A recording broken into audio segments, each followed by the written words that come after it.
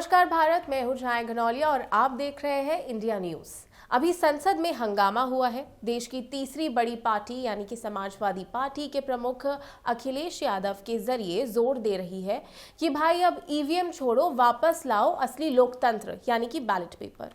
उनका कहना है कि इलेक्ट्रॉनिक मशीनें भरोसे के लायक नहीं रही। ग्लिचेस, धांधली के आरोप और वीवीपीएटी गिनती और वोटिंग रजिस्ट्रों की गड़बड़ी देखी जा रही है। मतलब लोकतंत्र की जड़ हिल गई है। आज हम बात करेंगे कि क्या सच में बैलेट पेपर वापस लाना चाहिए या नहीं, क्यों ये पुरानी पद्धति है और क्यों कुछ लोग ईवीएम छोड़ना चाहते हैं। बैलेट पेपर का इतिहास प्लस भारत में ईवीएम कब आया ये जान लेते हैं। पहले हमारे देश में चुनाव हुआ करते थे बैलेट पेपर, मतलब अभी भी होते हैं लेकिन पहले बैलेट पेपर से होते थे, तो उसको समझ लेते हैं। यानी कि ballot paper plus ballot box से हुआ करते थे। वोटर चुनावी केंद्र पर जाता था, कैंडिडेट्स के नाम और साइन सिंबल वाले पेपर देखता था और अपनी पसंद पर मार्क करता था या स्टैंप लगाता था, फिर पेपर फोल्ड करके बैलेट बॉक्स में डाल देता था। यही था वोटिंग। लेकिन 1982 में पहली बार इलेक्शन कमीशन ऑफ इंडिया यानी कि ईसीआई ने केरला विधानसभा चुनाव में ईवीएम यानी कि इलेक्ट्रॉनिक वोटिंग मशीन इस्तेमाल किया। उस समय कानून पूरी तरह तैयार नहीं था। बाद में सुप्रीम कोर्ट ने चुनौती दी और फैसला हुआ इन मशीनों का इस्तेमाल तब तक नहीं हो सकता जब तक कानून में बदलाव ना हो।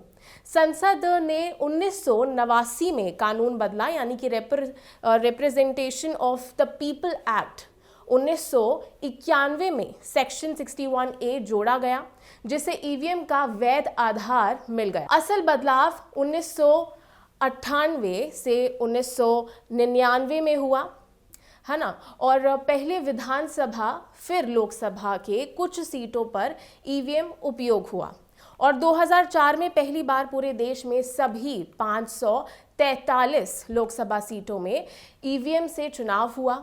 तब से लगभग हर आम और विधानसभा चुनाव ईवीएम से हो रहा है और वीवीपी8 से हो रहा है। तो 2013 से लेकर 2019 तक ईवीएम के साथ और वीवीपीएटी यानी कि मतदाता पुष्टि पेपर पासबुक सिस्टम आया ताकि वोटर्स विश्वास करें कि उनका वोट मशीन में सही दर्ज हुआ है। तो साफ है, भारत में पहली बैलेट पेपर था, यानी कि पहले बैलेट पेपर से चुनाव होते थे और फिर 1990 के बाद से ईवीएम आ गया और आज हर एक बड़े चुनाव में ईवीएम और वीवीपीएटी ही चलता है। एसपी यानी कि समाजवादी पार्टी के जो अखिलेश यादव है, उन्होंने बैलेट पेपर वापस लाने की मांग की है। तो वो क्यों की है? अखिलेश यादव और उनकी पार्टी कह रहे हैं कि ईवीएम से भरोसा उठ गया है। उन्होंने संसद में कहा कि इलेक्ट्रॉनिक डिवाइस के इस्तेमाल पर कई सवाल उठ रहे हैं। वे बताते हैं कि हाल ही के कई उपचुनाव यानी कि बाई इलेक्शंस में मशीनों पर सवाल उठा। अखिलेश यादव का आरोप है कि मतदाता सूची यानी कि वोटर लिस्ट में हेराफेरी हुई है, verification roll, booth level officers पर दबाव बनाया गया है और मत चोरी हुई है। और अगर मशीनों पर शक है तो असली पर्चा यानी बैलेट पेपर बेहतर रहेगा। उन्होंने कहा कि कई बीएलओ यानी कि जो एसआईआर यानी कि स्पेशल इंटेंसिव रिवीजन है यानी कि एसआईआर प्रक्रिया के दौरान मौतें हुई हैं और वो मांग कर रहे हैं कि उनकी पारिवारिक मदद हो और साथ में ईवीएम हटाकर बैलेट लाया जाए। जैसे कि अखिलेश पहले भी कई बार कह चुके हैं कि 2017 में भी उन्होंने कहा था कि भविष्य के सभी चुनाव बैलेट पेपर से होने चाहिए। अखिलेश यादव ने साफ शब्दों में कहा कि भरोसे का भरोसा चाहिए, यानी कि भरोसे में भी एक भरोसा होना चाहिए, मशीनों पर नहीं। पेपर हो जो दिखे, समझे, भरोसा कर सके, लोकतंत्र हो, मशीन का भरोसा नहीं। तो यानी कि विपक्ष की जो दिक्कतें हैं उन पर भी ज़रा नज़र डाल लेते हैं। यानी कि बैलेट पेपर लौटना क्यों चाहिए और इसके मायने क्या हैं और क्या खामियां हो सकती हैं। कि अगर हम विपक्ष ये सवाल उठा रही है ईसीआई पर और पक्ष पर कि वो बैलेट पेपर वापस क्यों नहीं ला रही हैं, तो अगर बैलेट पेपर वापस आता है तो उसके कॉन्स एंड प्रॉन्स भी होंगे। तो हम पहले कॉन्स जान लेते हैं, यानी कि खामियां जान लेते हैं। तो ballot paper plus ballot box वाले ज़माने में मत चोरी, बूथ कैप्चरिंग, बल प्रयोग, दबाव, गड़बड़ी, ये सब आम थे। खास तौर पर ग्रामीण या कमज़ोर इलाके में ये सब कुछ हुआ करता था।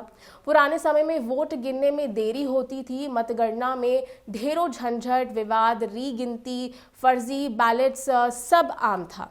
आधुनिक भारत की आबादी, मतदान केंद्रों की संख्या और लॉजिस्टिक्स देखते हुए बैलेट पेपर से हर वोटर का तुरंत सहज और सुरक्षित वोट करना मुश्किल हो सकता है। समय लगेगा, प्रक्रिया लंबी होगी। लेकिन अब प्रॉन्स पर भी नजर डाल लेते हैं, यानी कि फायदे भी देख लेते हैं कि अगर बैलेट पेपर आता है तो क्या फायदे होंगे। अगर भरोसा बना रहा तो पेपर वोटिंग में वोट रियल फॉर्म में दिखेगा, कहीं हैक, कोड, मशीन या टैंपरिंग का शक नहीं होगा, है ना, वो रहेगा ही नहीं। और लोग महसूस करेंगे कि हाँ, मेरा वोट असली है। साइकोलॉजिकल विश्वास बढ़ सकता है, खासकर वो लोग जिनका भरोसा ईवीएम पर नहीं है। अगर सही तरीके से रोल वेरिफिकेशन, मतदान केंद्र सुरक्षा, मतदाता शिक्षण आदि हो तो पारदर्शिता प्लस भरोसे की नींव मजबूत हो सकती है। आज संसद में क्या हुआ, केंद्रीय पक्ष की प्रतिक्रियाओं पर थोड़ा नजर डाल लेते हैं। संसद में जो पक्ष है उसने तीखी प्रक्रिया दी। कुछ नेता बोले कि ईवीएम्स हटाने की मांग एक भस्मासुर की तरह है कि असल मुद्दे से जो विपक्ष है वो ध्यान हटाने की कोशिश कर रहा है। क्या बैलेट पेपर प्लस ईवीएम का कोई मिक्स होना चाहिए? डेमोक्रेसी में अगर जनता का भरोसा नहीं तो मशीन या पेपर दोनों बेकार है। मतलब असली सवाल ये है कि विश्वास प्लस ट्रांसपेरेंसी प्लस जवाबदेही की।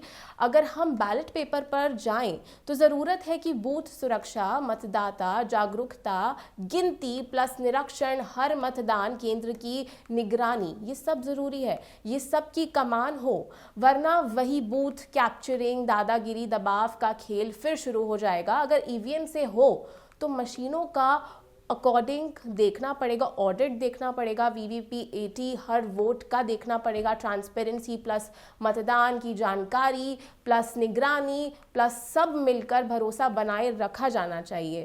तभी ईवीएम पर भरोसा लोग कर पाएंगे। आपकी क्या राय है ज़रूर बताएं। मैं छाया गनौलिया और आप देख रहे हैं इंडिया न्यूज़। नमस्कार।